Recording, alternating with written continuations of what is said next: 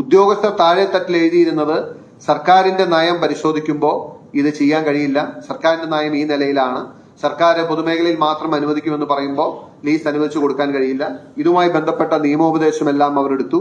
നിയമോപദേശം എടുത്തപ്പോൾ സർക്കാരിന് ഈ ലീസ് നൽകണമെന്ന് നിർബന്ധമില്ല എന്നെല്ലാം പറഞ്ഞു. അപ്പൊ ഇങ്ങനെ ഈ പ്രോസസ് നടന്നുകൊണ്ടിരിക്കുന്ന സമയത്തെല്ലാം വീണ വിജയന്റെ അക്കൗണ്ടിലേക്ക് ഓരോ മാസവും 5ഉം 3ഉം 8 ലക്ഷം രൂപ മാസാമാസം വന്നുകൊണ്ടിരിക്കുന്നു.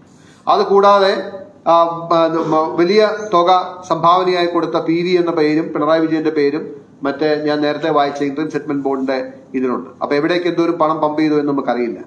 ഇങ്ങനെ ഇരിക്കുമ്പോഴാണ് ഇടുത്തി പോലെ മറ്റൊരു ഡെവലപ്മെന്റ് ഉണ്ടായത്. 2018-19 സംസ്ഥാന സർക്കാർ ഇത് പോസിറ്റീവായി പ്രോസസ് ചെയ്തുകൊണ്ടിരിക്കുമ്പോൾ കേന്ദ്ര സർക്കാരിന്റെ തീരുമാനമുണ്ടായി. ആറ്റമിക് മിനറൽസുമായി ബന്ധപ്പെട്ട എല്ലാ സ്വകാര്യ ഖനന അനുമതികളും റദ്ദ് ചെയ്യാൻ തീരുമാനമുണ്ടായി. കേന്ദ്ര സർക്കാരിന്റെ തീരുമാനം. കേന്ദ്ര സർക്കാർ atomic concession on 22/2019 Government of India amended the atomic mineral concession rules and brought down the threshold value from 0.75 to 0.00. With this amendment, only government companies are allowed to mine beach and mineral in the country, as all beach and mineral deposits comes under the category above the threshold value, since the value is 0. അതായത് 20/2/2019 ഈ രാജ്യത്ത് നിലനിൽക്കുന്ന എല്ലാ atomic concession mineral മൈൻസും അല്ലെങ്കിൽ mining പെർമിഷൻസും cancel ചെയ്യാൻ തീരുമാനം എടുക്കുകയും അതിന്റെ വെളിച്ചത്തില് 1/3/2019 in addition on 1/3/2019 Ministry of Mines issued an order for premature termination of all mineral concessions of beach and minerals held by private companies and instructed to take necessary action in this regard. In this connection, on 19/3/2019, Ministry of Mines issued a letter to all principal secretaries in charge to determine the lease held by private companies. അതായത് ഈ 19/3/2019 എല്ലാ mineral കൺസെഷൻസും cancel ചെയ്യാൻ കേന്ദ്ര സർക്കാർ ഉത്തരവിട്ടതിന്റെ പിന്നാലെ സ്വാഭാവികമായിട്ടും കേരളത്തിലെ mining and geology department അതിന്റെ പ്രോസസ് സ്റ്റാർട്ട് ചെയ്ത് ഇവരോട് ഈ ലീസ് ടെർമിനേറ്റ് ചെയ്യാൻ വേണ്ടി 2004 കൊടുത്തു എന്ന് പറയുന്ന ലീസ് ടെർമിനേറ്റ് ചെയ്യാൻ വേണ്ട നടപടികളുമായി മുന്നോട്ട് പോയി അവര് ഓരോ ഘട്ടങ്ങളിലും അതിന്റെ പ്രോസസ്സ് കംപ്ലീറ്റ് ചെയ്ത് ലീഗൽ ഒപ്പീനിയൻ വാങ്ങി ലാസ്റ്റ് ലീസ് ടെർമിനേറ്റ് ചെയ്ത ഡോക്യുമെന്റ് ആണ് എന്റെ കയ്യിലുള്ളത്. അപ്പൊ ടെർമിനേറ്റ് ചെയ്യുന്ന ആ ഒരു തീരുമാനമെടുത്തത് 12/4/2019 12/4/2019 ഈ തീരുമാനമെടുത്ത് കഴിഞ്ഞപ്പോ ആ തീരുമാനം പ്രാബല്യത്തിലായി നോട്ടിഫൈ ചെയ്ത് സംസ്ഥാന സർക്കാർ തിരിച്ചെടുക്കാനുള്ള പ്രോസസ് നടന്നുകൊണ്ടിരിക്കുമ്പോൾ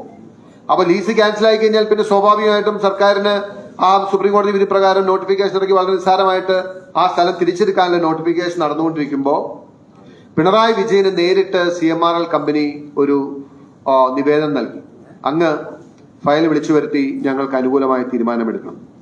ഇത് സംബന്ധിച്ച് ആദ്യത്തെ ഇൻവോൾവ്മെന്റ് ഉണ്ടാകുന്നത്, അതായത് ഇത് സംബന്ധിച്ച് പ്രിൻസിപ്പൽ സെക്രട്ടറി ഇൻഡസ്ട്രീസിനോട് ഇത് സംബന്ധിച്ച നോട്ട് കൊണ്ടുവരാൻ പറയാം.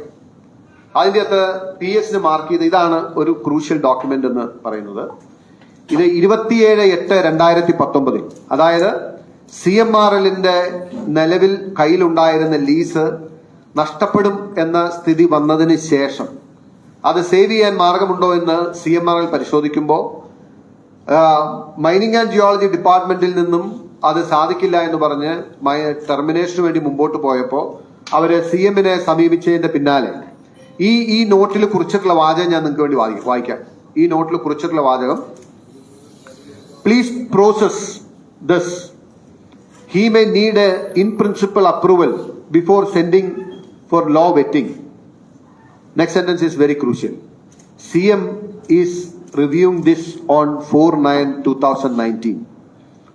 Let's be ready with the PPT. CM is reviewing this on 4/9/2019. Let us be ready with the PPT. അതായത് സാധാരണഗതിയിൽ മുഖ്യമന്ത്രിയുടെ വകുപ്പിലല്ലാത്ത ഒരു ഫയല് വിളിച്ചു വരുത്തി പരിശോധിക്കണമെന്നുണ്ടെങ്കിൽ there should be substantial reasons. there should be transparent speaking reasons why CM is directly involving on a file. ഞാൻ പറയുന്നു number 1, CMRL-ന് അനുവദിച്ച 2004 കിട്ടിയ ലീസ് ടെർമിനേറ്റ് ചെയ്യപ്പെട്ട് നിൽക്കുന്ന സമയത്ത് അത് റീഗെയിൻ ചെയ്യാൻ വേണ്ടി പലർക്കും അവർ നിവേദനങ്ങൾ നൽകിയതിന്റെ വെളിച്ചത്തിൽ മുഖ്യമന്ത്രിക്കും നൽകി. മുഖ്യമന്ത്രി he directly invoked his powers. He called for the review of the file. അതായത് 4/9/2019 CM റിവ്യൂ ചെയ്യുന്നു എന്ന് പറഞ്ഞു. സ്വാഭാവികമായിട്ടും പിന്നീട് അങ്ങോട്ട് CM-ന്റെ ഡയറക്റ്റ് ഇന്റർവെൻഷൻ ഉണ്ടായി.